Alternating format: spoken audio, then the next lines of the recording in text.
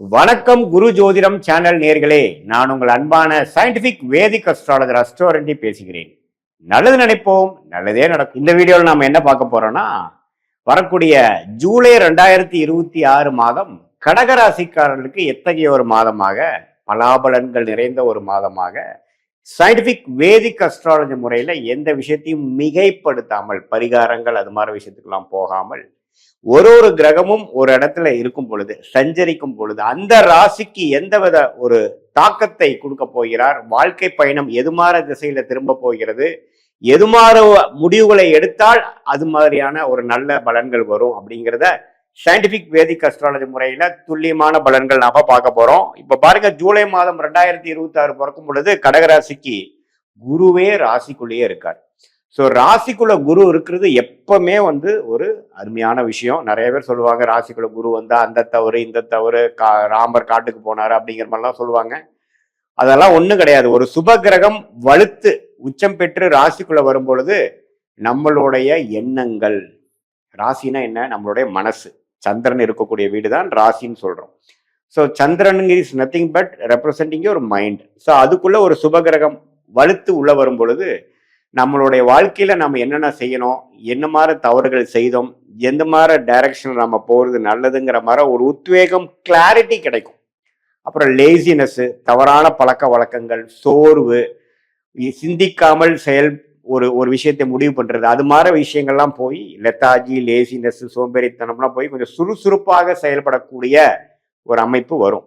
என்னடா போன ஒரு வருஷம் இப்படி இருந்தமேன்ட்டு நாமளே ஃபீல் பண்ற மாதிரி ஒரு அமைப்புகள் கொஞ்சம் எல்லாமே உத்வேகமா நடக்கக்கூடிய அமைப்பு இருக்கு.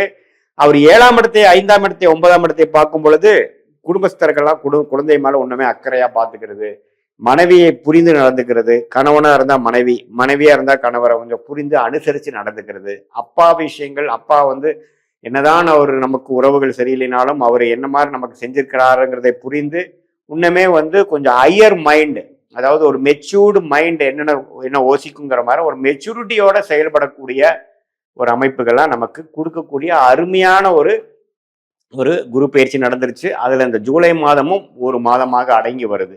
இதுல ராஜயோகாதிபதியாகிய செவ்வாய் 11ஆம் இடத்திலேயே மாதம் முழுக்க இருக்கிறார், சனி 9ஆம் இடத்துல இருக்கிறார், ராகு 8ல இருக்கிறார், கேது 2ஆம் இடத்துல இருக்கிறார்.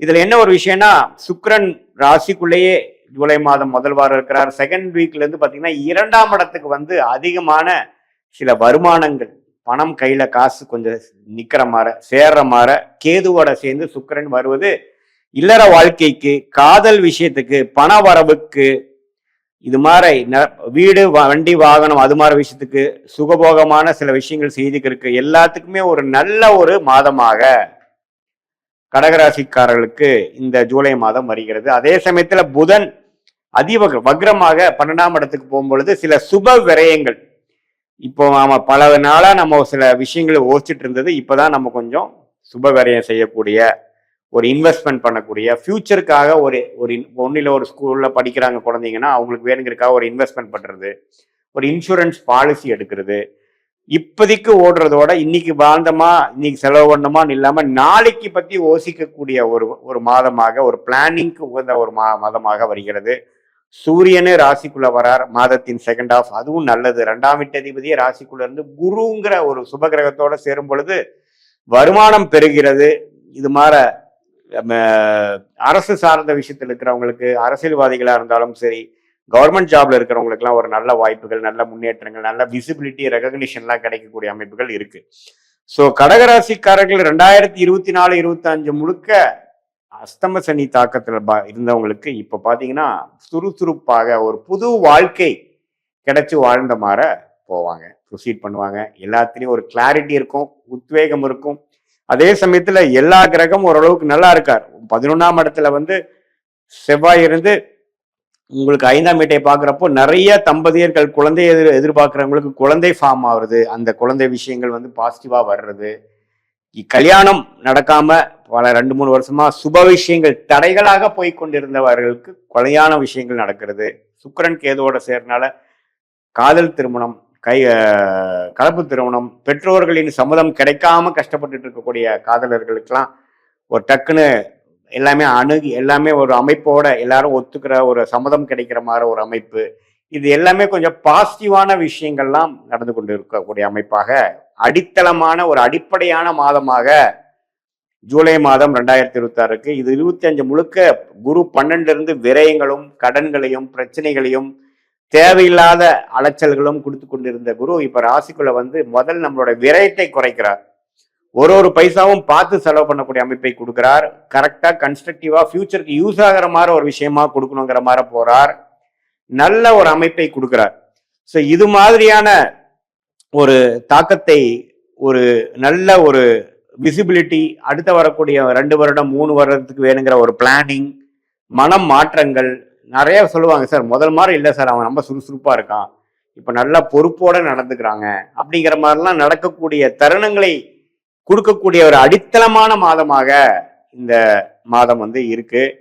இதை வந்து எல்லா கடகராசிக்காரர்கள் மாணவர்களா இருந்தாலும் சரி, இளம் வயதினரா இருந்தாலும் சரி, நடுத்தர வயதினராக இருக்கக்கூடிய தொழிலதிபர்கள், வேலையில் இருக்கக்கூடியவர்கள், சீனியர் சிட்டிசன்ஸ் எல்லாமே இதை வந்து யூஸ் பண்ணிட்டு அவங்களுடைய வாழ்க்கையில இருக்கக்கூடிய சேலஞ்சஸ், அவங்களுக்கு எதுல போய் ஸ்டக்காகி இருக்கிறாங்களோ அந்த பிரச்சனைகளிலிருந்து மீண்டு அடுத்த படிநிலை, வாழ்க்கையில அடுத்த படிநிலைக்கு போகக்கூடிய ஒரு புஷ், ஒரு அமைப்பு கொடுக்கக்கூடிய ஒரு தருணமாக இதை நம்ம பார்த்து இந்த மாதத்தை நாம உபயோகப்படுத்தி கொள்ள வேண்டும் என்பதை ஜோதிட ஆலோசனையாக சொல்றோம். இது பொதுவான பலனை தவிர உங்களுடைய ஜென்ம ஜாதகத்துல நீங்க எந்த தேதியில பிறந்தீங்க, எந்த ஊர்ல பிறந்தீங்க, என்ன டைம்ல பிறந்தீங்க, நேரத்துல பிறந்தீங்கிற வச்சு உங்களுடைய ஜாதகத்தை திருக்கணித பஞ்சாங்க பிரகாரம் போட்டு நம்மளோட அஸ்ட்ராலஜிக்கல் செஷன் நம்ம என்ன பார்ப்போம்னா, நீங்க என்ன லக்னத்துல பிறந்தீங்க, அந்த லக்னாதிபதி எப்படி இருக்குது, நீங்க வந்து கடகராசியில் ஆயிலி நட்சத்திரமா, பூசமா, புனர்பூச நட்சத்திரமா, இப்ப என்ன தசாபுக்திகள் போய் கொண்டு இருக்கிறது, அந்த தசநாதன் புக்திநாதன் இப்ப நம்ம பேசின கோச்சாரத்தில் எப்படி இருக்கிறார், அது யோகமான திசையா, என்ன மாதிரி ஆதிபத்தியம் அது நடந்து கொண்டு இருக்கிறது, எது மாதிரி விஷயங்கள் நடக்கிற மாதிரி இருக்கு, நம்மளுடைய பிராப்தங்கள் என்ன, தோஷங்கள் என்ன, எந்த விஷயத்தை நம்ம நோக்கி போகலாம், எந்த விஷயம் நமக்கு வராது, எப்படி நம்ம ஆப்ஷன்ஸை ஃபில்டர் பண்ணி நம்மளோட பெஸ்ட் ஆப்ஷனை நம்ம சூஸ் பண்றது, அதோட டைம்லைன்ஸ் என்ன, இப்போ எந்த நேரத்துல எது நடக்கும், எந்த விஷயம் வரைக்கும் நம்ம பொறுத்திருக்கணும் அப்படிங்கறத தெரிஞ்சோம்னா நம்ம ஃப்ரஸ்ட்ரேட் ஆக வேண்டாம். பேஷண்டா பொறுமையாக நம்மளுடைய நேரம் வருவது வரைக்கும் நம்ம பொறுமையாக இருந்து நம்மளுடைய எக்ஸ்பீரியன்ஸை கெயின் பண்ணக்கூடிய அனுபவத்தை பெருக்கக்கூடிய ஒரு காலம் எப்படி இருக்கு, அடுத்த வரக்கூடிய பிரேக் நமக்கு எப்ப கிடைக்குது, நம்மளுடைய பிராப்தங்கள் என்ன காட்டுது, வெளிநாடு வாய்ப்புகளை காட்டுதா, அல்லது பிரைவேட் செக்டர்ல போய் ஜெயிக்கிறதா, அல்லது அரசு உத்தியோகமா, அல்லது வேலையே வேண்டாம் தொழில் தான் நமக்கு நல்லா இருக்கா, இது எல்லாமே நம்மளுடைய உங்களுடைய இண்டிவிஜுவல் ஜாதகத்தை பார்த்து இப்ப நம்ம பேசின சயின்டிபிக் வேதிக் அஸ்ட்ராலஜி முறையில் சொன்ன அந்த கோச்சார் அமைப்பையும் சேர்த்து வைத்து பார்க்கும் பொழுது உண்மையே துல்லியமான பலன்கள் எப்படி வந்து கடகராசிக்காரர்களுக்கு வந்து அடுத்து வரக்கூடிய இந்த பொதுவான பலனையும் உங்களுடைய உண்மையான அக்யூரேட்டான ஜாதகத்தையும் சேர்த்து வைக்கும் பொழுது அடுத்து வரக்கூடிய 3 மாதம் 4 மாதம் ஷார்ட் டேர்ம் எப்படி இருக்கு, லாங் டேர்ம் எப்படி இருக்கு, எந்த நேரத்தில் எது மாதிரி முடிவுகளை எடுக்கலாம் அப்படிங்கிறதை தெரிந்து உங்களுடைய யோகமான தொழில், வேலை, படிப்பு எல்லாத்தையும் தெரிந்து அதுக்கு தகுந்த மாதிரி உங்களுடைய வாழ்க்கை திட்டங்களை தீட்டி அது பிரகாரம் நீங்கள் செயல்படும் பொழுது வாழ்க்கையில் எளிதில் நீங்கள் வெற்றி பெற முடியும் என்று சொல்ல விரும்புகிறேன். மீண்டும் மற்றொரு காணொளியில் சந்திப்போம். நன்றி, வணக்கம்.